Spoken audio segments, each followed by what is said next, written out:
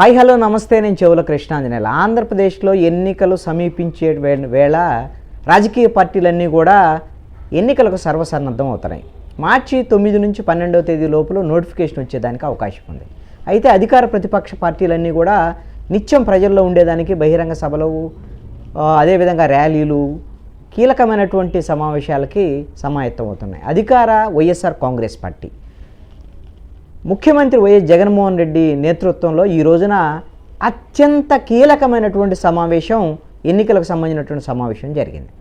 ఎమ్మెల్యేలు, ఎంపీలు, వైఎస్ఆర్ కాంగ్రెస్ పార్టీ జిల్లా అధ్యక్షులు, నియోజకవర్గ ఇన్ఛార్జీలు వీళ్ళందరితో ముఖ్యమంత్రి వైఎస్ జగన్మోహన్ రెడ్డి సమావేశమై రానున్నటువంటి ఎన్నికల్లో వైఎస్ఆర్ కాంగ్రెస్ పార్టీ అవలంబించాల్సినటువంటి ప్రతివ్యూహాలని వాళ్ళకి వివరించారు.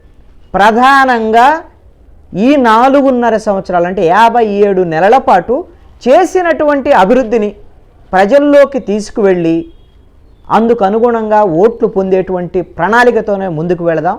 మనం చేసింది చెప్పుకుందాం, చేసిన దానికి అనుగుణంగా ఓట్లు రాబట్టుకునేటువంటి ప్రయత్నం చేద్దాం. మీరు చిత్తశుద్ధితో మీరు ప్రజల ముందుకెళ్ళండి, ప్రజలు ఆశీర్వదించడానికి సిద్ధంగా ఉన్నారు అంటూ ముఖ్యమంత్రి వైఎస్ జగన్మోహన్ రెడ్డి మొత్తం వైఎస్ఆర్ కాంగ్రెస్ పార్టీ నేతలు, ఎమ్మెల్యేలు, ఎంపీలు అందరికీ కూడా దిశానిర్దేశం చేశారు. సిద్ధం బహిరంగ సభలు ఒకవైపున జరుగుతున్నాయి. కార్యకర్తలు ఎవరైతే ఎన్నికల్లో కీలకమైనటువంటి వాలంటీర్లుగా పనిచేసి అంటే వైఎస్ఆర్ కాంగ్రెస్ పార్టీ లీడర్లు క్షేత్రస్థాయిలో పనిచేసేటువంటి వాళ్ళందరికీ సిద్ధం సభలు జరుగుతున్నాయి. అది ఇప్పుడు జరిగినటువంటిది వీళ్ళందరూ కూడా ఎమ్మెల్యేలుగా పోటీ చేసేటువంటి వాళ్ళు, ఎంపీలుగా పోటీ చేసేటువంటి వాళ్ళు, ఎన్నికల్ని నడిపేటువంటి నాయకులు. కాబట్టి ఇది చాలా కీలకమైనటువంటి సమావేశంగా ఉంది. రేపు 3వ తేదీన ప్రకాశం జిల్లా మేదరమెట్టలో 4వ సిద్ధం బహిరంగ సభతో సిద్ధం సభలన్నీ కూడా ముగియబోతున్నాయి. ఆ తర్వాత ఎన్నికల నోటిఫికేషన్ వచ్చిన వెంటనే అన్ని నియోజకవర్గాల వారీగా రాజకీయపరమైనటువంటి ప్రజలతో బహిరంగ సభల్ని నిర్వహించబోతున్నారు. అందుకు అనుగుణంగా జగన్మోహన్ రెడ్డి విస్తృతంగా వివిధ బహిరంగ సభల్లో పాల్గొనేటువంటి దాదాపుగా 175 అసెంబ్లీ నియోజకవర్గాల్లో ఆయన సుడిగాలి పర్యటన చేయడం కోసం 2 హెలికాప్టర్లను కూడా సిద్ధం చేసుకున్నటువంటి పరిస్థితి అయితే ఉంది.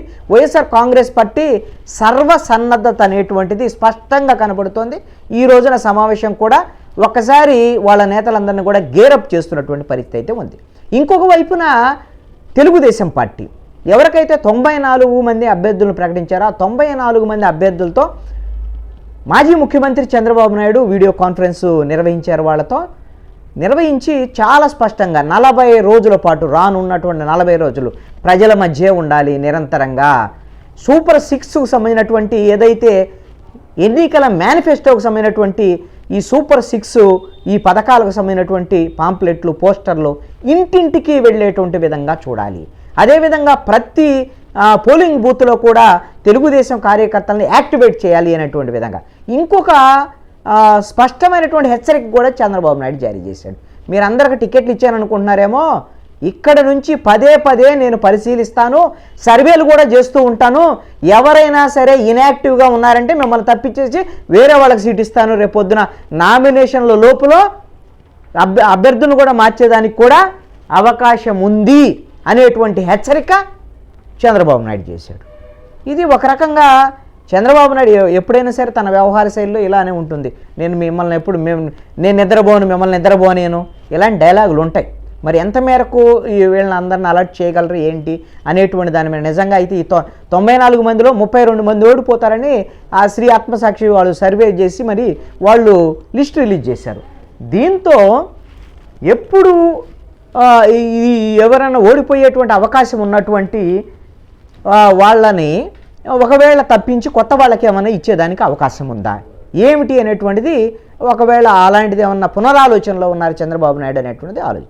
అయితే తెలుగుదేశం జనసేన పొత్తు నేపథ్యం, జనసేనకు సంబంధించినటువంటి 24 సీట్లు వాళ్ళకి ఇస్తున్నాము, ఒక 3 ఎంపీ స్థానాలు కూడా ఇస్తున్నాము అనేటువంటిది తెలుగుదేశం స్పష్టం చేసింది. అయితే దాంట్లో కేవలం 5 సంబంధించినటువంటి అభ్యర్థులను మాత్రమే పవన్ కళ్యాణ్ ప్రకటించారు. ఇంకా 19 మందిని ప్రకటించాలి. అసలు ప్రకటించాలంటే పవన్ కళ్యాణ్ ఆందోళన చెందుతున్నటువంటి పరిస్థితి ఉంది. ఎందుకంటే తీవ్రమైనటువంటి అసంతృప్తి. అసలు 24 తీసుకోవటం ఏంటి? ఆ 175 అసెంబ్లీ నియోజకవర్గాలు ఉండి 24కు మనం కక్కుర్తి పట్టడం ఏంటి? 24కు మొత్తం అందరూ జనసేన ఓట్లు మొత్తాన్ని కూడా తెలుగుదేశానికి తాకట్టు పెడతారని పవన్ కళ్యాణ్నే ప్రశ్నించేటువంటి పరిస్థితి ఉంది. ఒక రకమైనటువంటి ఒత్తిడి కూడా ఉంది. 40 సీట్లకు గిన మిగిలిన 57 సీట్లు ఇంకా ప్రకటించాలా. 118 జనసేన తెలుగుదేశం కలిపితే మొన్న అనుకున్నటువంటిది. ఈ 57 స్థానాల్లో అవసరమైతే కనీసంగా 16 స్థానాలని తీసుకుంటే 40 స్థానాలు గిన జనసేనకు లేకపోతే మేము మిగతా తెలుగుదేశం బీజేపీ కూటమిలో ఉండేటువంటి పార్టీలు ఓట్లు వేయమని ఖరాఖండిగా చెప్తున్నారు జన సైనికులు. ఈ నేపథ్యంలో తెలుగుదేశం జనసేన ఉమ్మడి బహిరంగ సభ తాడేపల్లిగూడెంలో రేపు జరగబోతుంది. అంటే అన్ని పార్టీలు యాక్టివేట్ అయిపోయినాయి. ఈ రోజున వైఎస్ఆర్ కాంగ్రెస్ పార్టీ సభ జరిగింది. నిన్నేమో కర్నూలులో కాంగ్రెస్ పార్టీ శంఖారావం సభ. వాళ్ళు ఎన్నికలకు సంబంధించి ఒక కుటుంబానికి మేము 5,000 రూపాయలు ఇస్తామనేటువంటిది కాంగ్రెస్ పార్టీ ప్రకటన చేసింది. ప్రత్యేక హోదా, విభజన హామీలు వీటి మీద మాట్లాడుతున్నారు. ఇది ఈ రోజున మళ్ళీ ఏలూరులో బీజేపీకి సంబంధించినటువంటి వాళ్ళ కార్యకర్తలు, నాయకులు వీళ్ళందరితో ఏలూరులో కీలకమైనటువంటి బహిరంగ సభని రాజ్నాథ్ సింగ్ నేతృత్వంలో ఈ బహిరంగ సభ ఈ రోజున నిర్వహిస్తున్నారు. రేపు తాడేపల్లిగూడెంలో తెలుగుదేశం జనసేనకు సంబంధించినటువంటి కూటమి మొట్టమొదటి బహిరంగ సభ ఇది. మరి ఉమ్మడి మేనిఫెస్టోకి సంబంధించినటువంటి ప్రకటన చేస్తారా? లేదు అంటే రాజకీయపరమైనటువంటి దిశానిర్దేశం ఏంటి? ఏ విధంగా వ్యవహరించబోతున్నారు? ఈ ప్రభుత్వం ప్రజా వ్యతిరేక విధానాలను ఎలా అవలంబిస్తుంది ఏంటి అనేటువంటి అంశాల మీద ఈ బహిరంగ సభలో స్పష్టం చేసేదానికి అవకాశం ఉంటుంది. అదేవిధంగా బీజేపీకి సంబంధించినటువంటి పొత్తుకు సంబంధించినటువంటి అంశాల మీద కూడా సూచాయిగా పవన్ కళ్యాణ్ లాంటి వాళ్ళు ఈ సభలో తాడేపల్లిగూడెంలో మాట్లాడేదానికి అవకాశం ఉండొచ్చు. గమ్మత్తు ఏమిటంటే తాడేపల్లిగూడెంలో బహిరంగ సభ పెట్టారు ఉమ్మడిది. అసలు తాడేపల్లిగూడెంకి సంబంధించినటువంటి సీటుని ప్రకటించలేదు. దాంట్లో తాడేపల్లిగూడెంలో జనసేనకు సంబంధించినటువంటి బొల్లిశెట్టి శ్రీనివాసు తనకు సీటు కావాలని కోరుకున్నాడు. బహుశా పవన్ కళ్యాణ్ కూడా జనసేన తరఫు తాడేపల్లిగూడెంలో బొల్లిశెట్టి శ్రీనివాస్కి ఇవ్వాలనుకుంటున్నాడు. తెలుగుదేశము వలవల బాబ్జీ నాకు కూడా సీటు కావాలని ఆయన పోటీ పడుతున్నాడు. అక్కడ తాడేపల్లి బహిరంగ సభ జరిగే చోటే అభ్యర్థులు ప్రకటించలేనటువంటి పరిస్థితి. అసలు రేపొద్దున ఏమన్నా ఈ బహిరంగ సభ సందర్భంగా ఈ అసంతృప్తులు, తెలుగుదేశంలో ఉన్న అసంతృప్తులు చంద్రబాబు నాయుడు ఇంటి మీదకి వస్తున్నారు, గేట్ల దగ్గరకు వచ్చి నిరసనలు తెలియజేస్తున్నారు, తెలుగుదేశం పార్టీ ఆఫీస్ దగ్గరకు వచ్చి నిరసనలు తెలియజేస్తున్నారు. ఇంకో వైపున పవన్ కళ్యాణ్ని సోషల్ మీడియాలో విపరీతంగా తిట్టకుండా తిడుతున్నారు జన సైనికులు. మరి ఇది అంగీకరించకపోయినా ఇది వాస్తవం కూడా. మరి ఇలాంటి పరిస్థితుల్లో తాడేపల్లిగూడెం బహిరంగ సభ దగ్గర ఏమైనా తెలుగుదేశం జనసేనకు సంబంధించినటువంటి ఏమైనా వాగ్వివాదాలు, అదేవిధంగా ఘర్షణలు తలెత్తేదానికి అవకాశం ఉంటుందా? అసంతృప్తులు ఎవరైనా వచ్చి అక్కడ నిరసనలు తెలియజేసేదానికి అవకాశం ఉంటుందా అనేటువంటి ఒక ఆందోళన కూడా తెలుగుదేశం జనసేన నేతల్లో ఉంది. ఈ విధంగా అన్ని పార్టీలు కూడా సర్వసన్నద్ధం అవుతుంది. మార్చి 3వ తేదీన సిద్ధం బహిరంగ సభతో పాటుగా ఇప్పుడు రాకదలరా సభలో చంద్రబాబు నాయుడు కంటిన్యూస్గా ఇప్పుడు ఈ 28న ఎట్లాగైతే తాడేపల్లిగూడెం ఉమ్మడి బహిరంగ సభ ఉందో ఆ తర్వాత ఈ బహిరంగ సభలో ఒక ప్రకటన చేయబోతున్నారు. ఉమ్మడి మేనిఫెస్టోకు సంబంధించినటువంటి ప్రకటన రాయలసీమలో, బహుశా తిరుపతిలో కానీ రాయలసీమలో కానీ ప్రకటన చేసేదానికి అవకాశం ఉంది. ఎందుకంటే సిద్ధం బహిరంగ సభ రాప్తాడులో సూపర్ సక్సెస్ అయింది వైఎస్ఆర్ కాంగ్రెస్ పార్టీ. అందుకని రాయలసీమలో ఒక అతిపెద్ద బహిరంగ సభని నిర్వహించాలని తెలుగుదేశం జనసేన సభన తరపున భావిస్తున్న అన్ని రాజకీయ పార్టీలు ఇప్పుడు ప్రజల్లోకి వెళ్ళి పూర్తిగా యాక్టివేట్ అయ్యి ఎన్నికలకు సంసిద్ధం అవుతున్నటువంటి పరిస్థితి కనబడుతుంది.